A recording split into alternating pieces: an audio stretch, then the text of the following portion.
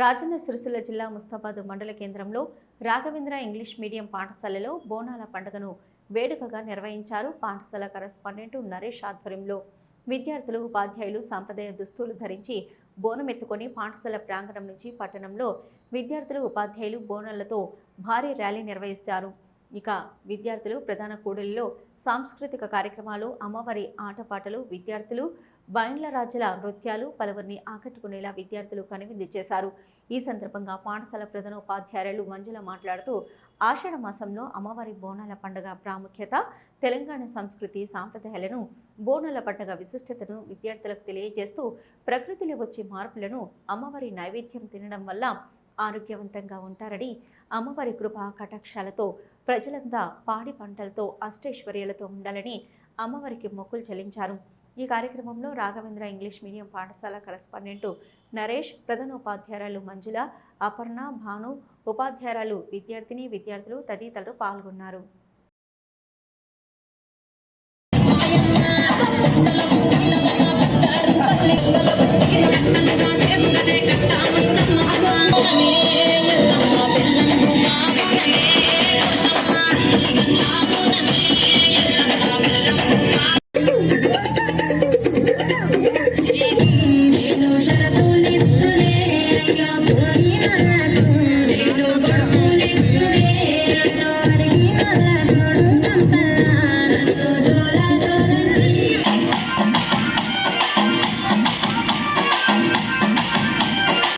బోనాల సందర్భంగా శుభాకాంక్షలు.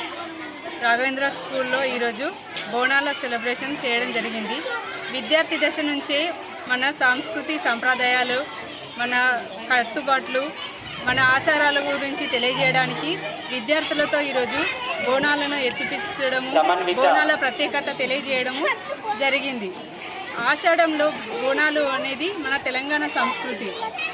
తెలంగాణలో అమ్మవారికి, గ్రామ దేవతలకి ఆషాఢంలో బోనాలు తీయడం జరుగుతుంది. ఇది పసుపు అన్నము, బెల్లం అన్నంతో అమ్మవారికి నైవేద్యంగా పెట్టడం జరుగుతుంది.